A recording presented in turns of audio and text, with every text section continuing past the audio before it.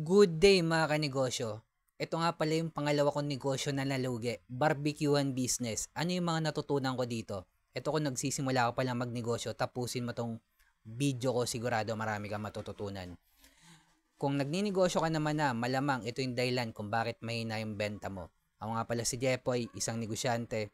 Isa rin akong DJ. Kung kailangan nyo ng DJ sa club, sa bar, sa event, message lang kayo dito sa page ko or comment lang kayo. Bilang negosyante, meron na akong 10 taon na karanasan na pagkalugi sa pagninegosyo. Tunay na negosyo lang tulad ng sari-sari store, barbecuehan, bilyaran, rental. Ano yung natutunan ko sa pagninegosyo ko ng barbecuehan? Kwento ko lang mga kanegosyo. After ko malugi ng sari-sari store ko, yung una ko negosyo, ilang taon din ako doon, kumita din ako doon, at di ko pa alam yung mga focus in one, di ko pa alam yung mga market ng mayaman, hindi ko pa alam yung mga franchising business model, wala pa akong idea sa mga yan. After ko malugi ng una ko negosyo, ganun pa rin. Hindi pa rin ako familiar sa mga focus in one, hindi ko pa rin alam yung mga market ng mayaman, hindi ko pa rin alam na i-scale up yung negosyo natin sa level 2 business model. Tulad, isa lang sa mga to, applyan niya ng franchising, distribution, manpower, software, licensing, platform business model. Napaliwanag ko na yan sa mga previous na video ko. Sa pagninegosyo ko ng ng barbecuean, wala pa rin akong focus in one. Ang dami kong benta, ang dami kong tinda diyan. Meron akong bulaklak, pork barbecue, ayan yung gawa ko mga kanegosyo. Although hindi ako marunong magluto, search ko lang yan sa YouTube. Pork barbecue, balunan, bulaklak, isaw, Adidas, Betamax, alam ko may hotdog pa. Wala pa rin pala akong focus in one mga kanegosyo. Pag sinabing focus in one mga kanegosyo, pag sinabing pork barbecue lang, wala ka ng tindang isaw, wala ka ng tindang bulaklak, wala ka ng tindang balon-balunan, wala ka ng tindang tenga. Kahit may maghanap na customer, minsan mga customer pahamak eh.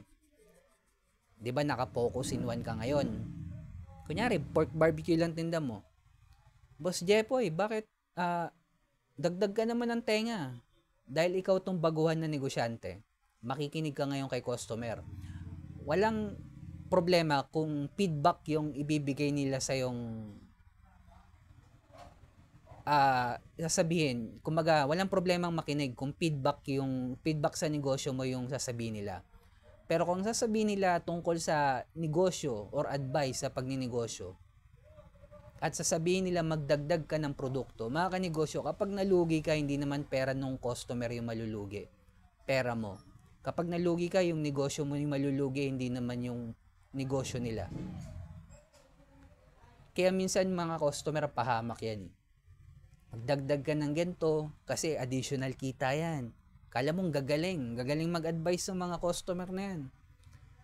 Lalo na kung baguhan ka negosyante, talagang bubuyuin ka niyan. Hindi, dagdag ka. Doon nga, yung kilala ko doon, nagdagdag siya ng ganito, laki ng benta niya. Kala mo naman siya yung nagbibilang ng pera.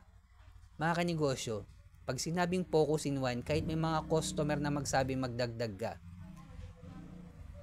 panindigan mo focus in one mula simula hanggang dulo. Kung nalulugi ka man ngayon kasama sa pagninegosyo yan, isara mo na lang yung negosyo mo. Kung nalulugi ka sa focus in one, magbukas ka ng another na negosyo ulit, focus pa rin sa isa. Malamang wala ka sa market ng mayaman at hindi ka gumagawa ng original content.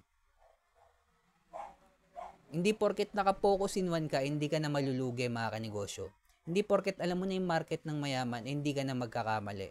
Hindi porket gumagawa ka ng original content, dire-diretso na yung pagtahak mo sa mundo ng pagninegosyo.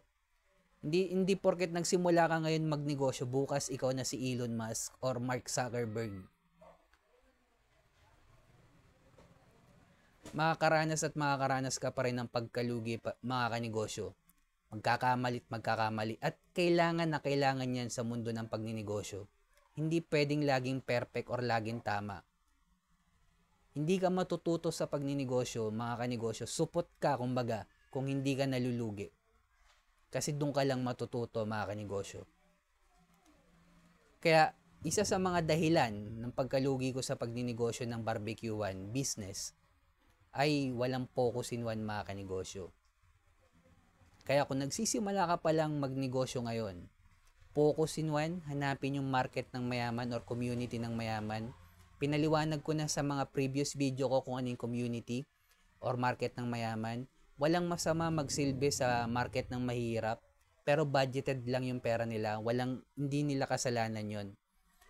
I-scale up yung negosyo natin sa level 2 business model. Applyan ng franchising yan, distribution, manpower, software, licensing, platform. At pang-apat, panghuli, kailangan na natin gumawa ng original content. Dahil kasama na sa trabaho natin yan bilang negosyante. Kung umabot ka sa dulo na video na to, gusto ko malaman yung tumatapos. Comment nyo naman, barbecue. Heart mo na rin to, subscribe ka na rin sa akin. Sa mga negosyanteng nakakaranas ng pagkalugi, struggle sa pagninegosyo, huwag natin kalimutan mag-pray kahit anong religion natin. Ingat tayong lahat. Peace. Follow nyo na rin ako, TikTok, Facebook page, YouTube, bossjepoy.pastrana.tv.